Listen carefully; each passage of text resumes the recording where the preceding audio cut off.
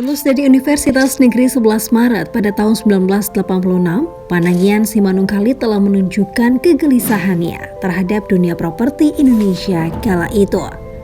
Sikap kritisnya terhadap industri properti tanah air sejalan dengan analisisnya yang tajam dan presisi.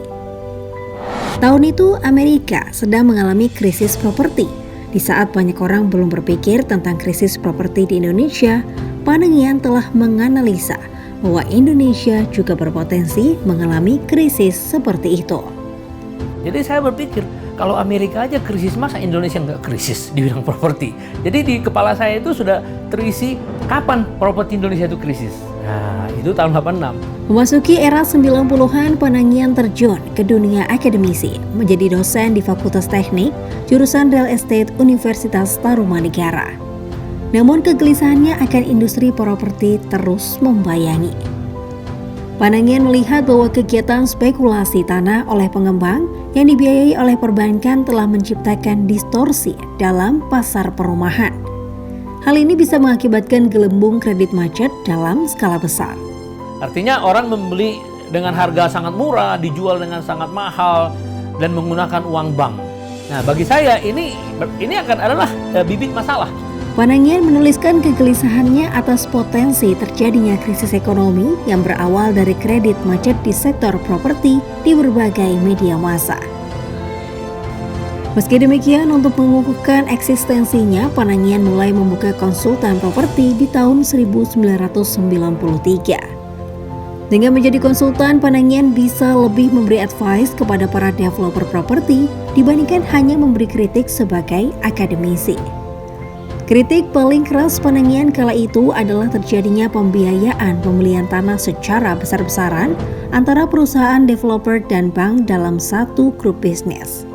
Saat itu bisnis properti didominasi para konglomerat yang bisnisnya menggurita ke berbagai sektor, termasuk perbankan. Jadi tahun 94 saya pernah mengatakan apartemen oversupply.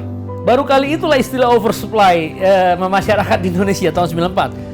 Kemudian tahun 95 saya mengakses data Bank Indonesia. Saya menduga akan ada kredit macet yang berasal dari properti. Ya, ternyata benar.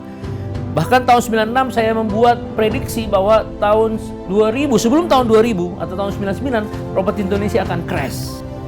Tahun 1998, tepat 2 minggu sebelum Presiden Soeharto lengser, Panangian School of Property berdiri dan diresmikan oleh Menteri Perumahan Rakyat Akbar Tanjung. Panangian School of Property didirikan dengan visi dan misi besar sebesar potensi bisnis properti Indonesia yang belum tereksplorasi maksimal. Panangian meyakini Indonesia memiliki prospek besar di bidang properti. Meski mengalami krisis, suatu saat industri ini akan pulih kembali dengan potensi pasar properti yang semakin besar pasca krisis. Jadi saya mengatakan kepada pemerintah, ya waktu itu pemerintahnya kan Presiden Habibie ya, bahwa properti adalah starting point untuk penyelesaian krisis. Dan ternyata Ketua BPPN, Badan Penyihatan Perbankan Nasional, yang memiliki 600 triliun aset yang diambil alih dari bank, kredit macet, diantaranya ada 120 triliun properti. Saya diminta untuk bidding untuk masukin proposal ke BPPN dengan beberapa konsultan asing. Ternyata saya menang. Nah, sejak itulah saya menjadi konsultan di BPPN. Waktu itu BPPN ganti pemimpinnya, tapi saya tetap jadi konsultan selama 2000 sampai 2004. Tahun 2001, Panangian mengeluarkan statement yang sampai saat ini menjadi pijakan para pebisnis properti di Indonesia. Tidak ada bisnis yang lebih baik dari bisnis properti. Dan akhirnya prediksi Panangian terbukti, properti memang booming pada tahun 2004 hingga 2005. Yang menarik, waktu kredit perbankan macetnya 60 triliun, tower apartemen cuma 15, terhitung dengan jari lah. Sekarang Anda lihat setelah krisis, itu ada sampai sekarang mungkin bahkan 500 tower gitu. Jadi artinya apa?